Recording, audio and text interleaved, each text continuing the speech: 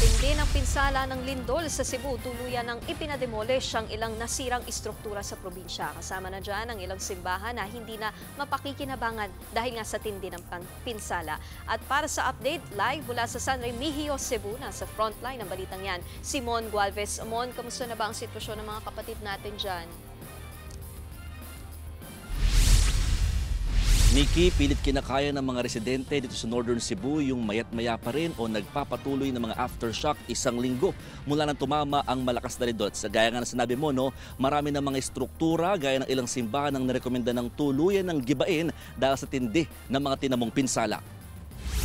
Isa na riyan ang San Ignacio de Loyola Parish sa Barangay Kawit, Medellin, Cebu. Bukod sa nagkabasag-basag ang gumuhong pader, natuklap din ng maraming kisame nito sa lakas ng pagyanig. Ang masaklap, pinakanapuruhan dito ang altar ng simbahan kung saan nagbagsakan dyan ng samut-saring mga bato, kahoy at bakal. Dahil sa labis na sira, inirekomenda na ng mga structural engineers sa sumuri rito na gibain na ng tuluyan ng simbahan. Bagay na handa naman daw sundin ng pamunuan nito. At habang pinaplano pa lang ang pagtatayo ng bagong simbahan sa lugar, sa open space muna sa harapan ng simbahan, nagdaraos ng misa. Nakadisplay sa harapan nito ang mga imahe ni San Ignacio de Loyola, Santo Niño at ni Mama Mary na pahawang hindi raw nasira mula sa nagibang bahagi ng altar. Aminado ang marami nagsisimba rito, kakaba-kaba pa rin sila sa dami ng mga nararamdamang aftershocks kahit nasa misa. Yan ay lalo't katabing bayan lang ito ng Bugos City kung saan nangyari ang epicenter ng magnitude 6.9 na lindol. Narito ang bahagi ng pahayag ng parish priest ng San Ignacio de Loyola Church. Nandoon ako pag nagmisa. I told them, mayroon ang aftershock noon. So I told them no to be calm. We need to be strong and we need to stand. Kay mayroong pag-asa.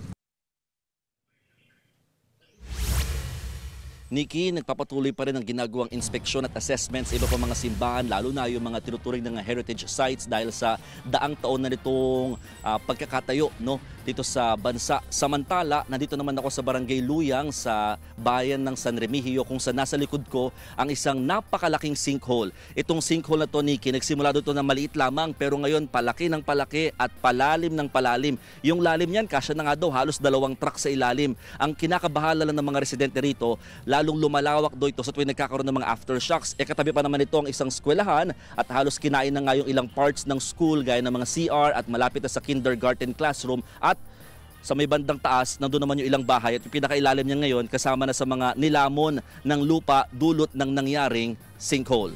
Nikki. Okay, Amon, kamusta rin naman yung pagdating ng tulong dyan? Naantala pa rin ba o okay pa? Okay na? At yung power situation pala and water situation, may update din ba tayo doon?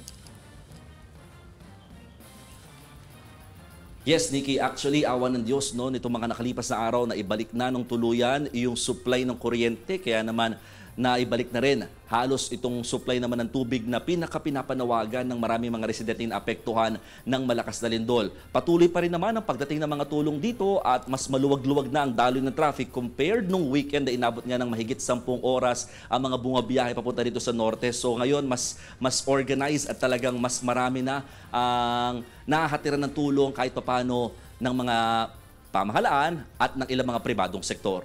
Nikki. Okay, yan ang Express Report ni Mon Gualvez mula sa San Remigio, Cebu. Mga kapatid, Nikki de Guzman po. Para sa pasada ng mga rumaratsyadang balita, mag-follow at mag-subscribe na sa social media pages ng News 5.